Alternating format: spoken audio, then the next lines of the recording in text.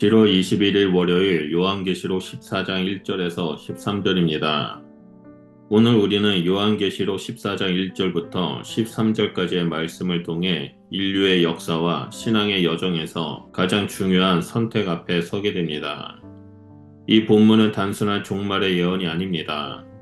오히려 이 말씀은 지금 이 시대를 살아가는 우리 모두에게 영적인 정체성과 믿음의 방향을 분명히 묻는 거울과 같습니다. 이 땅에서 살아가는 우리는 각자의 자리에서 수많은 유혹과 도전에 직면합니다. 세상은 점점 더 진리에서 멀어지고 믿음을 지키는 것이 점점 더 어려워지고 있습니다. 그러나 바로 그때 하나님의 말씀은 우리를 다시 일으켜 세웁니다. 어린 양과 함께 시온산 위에 선 자들의 영광스러운 모습과 짐승을 따르는 자들에게 임하는 심판의 무게는 우리에게 깨어 있으라 말씀하십니다. 이 본문은 단지 미래에 일어날 일이 아니라 오늘 우리의 삶 속에서 이미 시작되고 있는 현실입니다. 그러므로 우리는 이 말씀을 통해 믿음의 길에서 인내하며 승리하는 자로 살아가는 법을 배워야 합니다. 이제 말씀 속으로 깊이 들어가 하나님이 주시는 영적 분별력과 위로의 음성을 함께 듣고자 합니다. 먼저 첫 번째로 1절에서 5절을 보면 시온산 위에 선 자들입니다. 요한은 먼저 시온산 위에 서 있는 어린 양과 함께 14만 4천 명을 봅니다. 이들은 이마에 어린 양의 이름과 그 아버지의 이름이 기록된 자들로서 세상과 구별된 하나님의 백성입니다.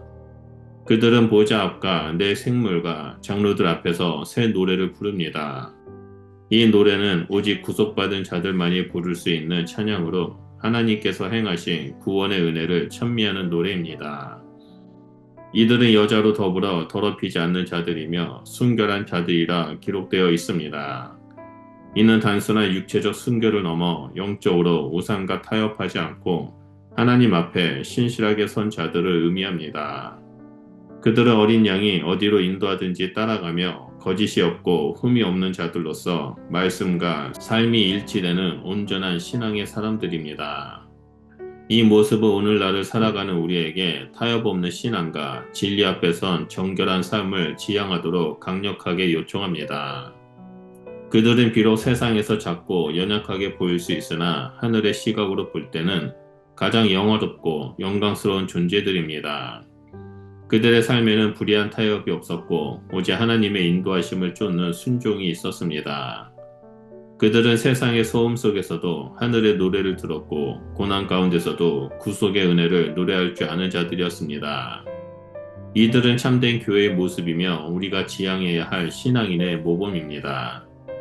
둘째로 6절에서 11절의 세 천사의 경고와 복음입니다. 이제 세 명의 천사가 차례로 등장하여 온 땅에 경고와 복음을 선포합니다. 첫 번째 천사는 하늘에서 날아다니며 영원한 복음을 선포합니다. 그의 메시지는 명확합니다. 하나님을 두려워하며 그에게 영광을 돌리라. 이는 모든 피조물에게 향한 마지막 호소이며 마지막 회개의 기회입니다. 하나님의 심판이 다가오고 있으며 지금이야말로 창조주를 경외하고 돌아서야 할 때입니다. 두 번째 천사는 음란과 타락의 상징인 큰 성 바벨론이 무너졌다라고 외칩니다. 바벨론은 인간의 교만과 탐욕 그리고 우상 숭배의 중심이었습니다. 이 경고는 단지 고대 도시에 대한 것이 아니라 오늘날 우리 안에 존재하는 모든 바벨론적 삶의 방식에 대한 하나님의 심판 선언입니다. 성공과 물질, 쾌락을 신처럼 섬기는 삶은 결국 무너지게 되어 있으며 거기에 마음을 두는 자는 함께 멸망에 이르게 됩니다. 세 번째 천사는 더욱 무거운 메시지를 선포합니다. 짐승과 그의 형상에게 경배하고 표를 받는 자는 하나님의 진노의 잔을 마시게 될 것이라고 경고합니다. 그들은 불과 유황으로 고통받게 되며 그 고통은 밤낮 쉬지 않고 이어진다라고 말합니다. 이는 하나님을 대적하고 우상을 따르는 자들에게 임할 최종적이고 되돌릴 수 없는 심판입니다. 세상은 타협을 미덕처럼 말하지만 하나님은 거룩함과 진리 앞에 온전한 순종을 요구하십니다. 이 말씀은 우리에게 경각심을 일깨우며 믿음의 중심을 다시금 바로잡도록 이끕니다. 세 번째로 12절과 13절을 보며 인내하는 성도와 복된 죽음입니다. 이처럼 무겁고도 심각한 심판의 메시지 가운데 하나님은 성도들을 향한 위로의 말씀을 놓치지 않습니다. 성도들의 인내가 여기 있나니라는 말씀은 끝까지 하나님의 계명을 지키고 예수 그리스도의 믿음을 간직하는 자들이야말로 진정한 승자임을 강조합니다. 그 인내는 단순한 기다림이 아니라 세상의 압력 속에서도 진리를 고수하며 살아가는 믿음의 행진입니다. 믿음의 인내는 고난을 피하는 것이 아니라 고난 속에서도 하나님을 붙드는 힘입니다. 성도는 핍박 가운데서도 자신의 자리를 지키며 거짓과 불의 앞에서 침묵하지 않습니다. 이들의 삶은 세상에서 무명의 존재일지라도 하늘의 기록에는 분명하게 새겨져 있습니다. 하나님은 그들의 땀과 눈물을 결코 잊지 않으시며 그 발걸음을 기억하십니다. 이어지는 말씀은 하늘에서 들려오는 복된 음성입니다. 이제부터 주 안에서 죽은 자들은 복이 있도다. 이 말씀은 믿음으로 살다 죽은 성도들에게 주어지는 영광을 약속합니다. 그들은 이 땅에서 고단한 수고를 멈추고 하나님 품 안에서 참된 안식을 누리게 됩니다. 그리고 그들의 행위는 결코 헛되지 않으며 하늘에서 기억되고 상급으로 이어집니다. 이는 지금 이 땅에서 눈물로 씨를 뿌리는 성도들에게 주어지는 가장 위대한 위로의 말씀입니다.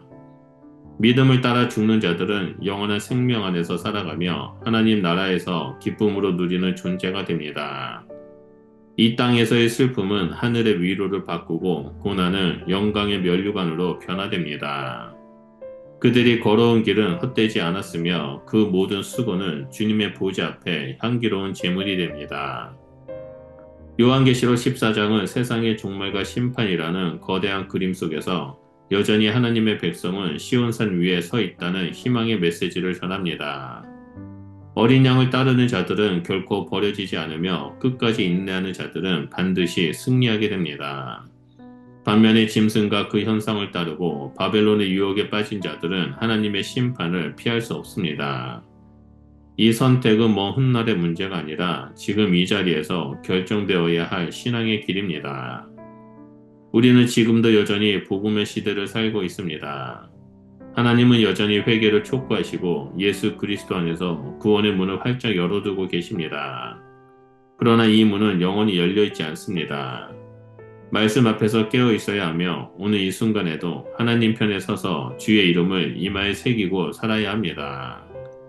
그러므로 말씀 앞에 선 성도 여러분들은 오늘도 오직 어린 양의 길을 따르며 세상과 타협하지 않는 정결한 삶을 살아가시기를 축복합니다. 고난 가운데서도 진리를 붙들며 복음을 증거하는 삶을 통해 주님의 영광을 나타내는 거룩한 성도가 되시길 예수 그리스도의 이름으로 축원드립니다. 기도하겠습니다. 하나님 아버지, 이 혼탁한 세상 속에서도 어린 양을 따르며 시온산 위에 서기를 원합니다. 우리의 이마에 주의 이름을 새겨주시고 거짓 없고 흠없는 삶으로 주 앞에 나올 수 있도록 인도해 주셔서 감사드립니다. 우리는 하나님의 거룩한 백성으로서 세상의 유혹을 물리치고 복음을 끝까지 붙드는 인내의 성도로 살아가겠습니다. 그러하오니 고난 가운데서도 믿음을 지키며 죽음 이후에도 주 안에서 복된 안식을 누리는 자가 될 수 있도록 우리와 늘 함께하여 주시옵소서. 예수 그리스도의 이름으로 기도드립니다. 아멘.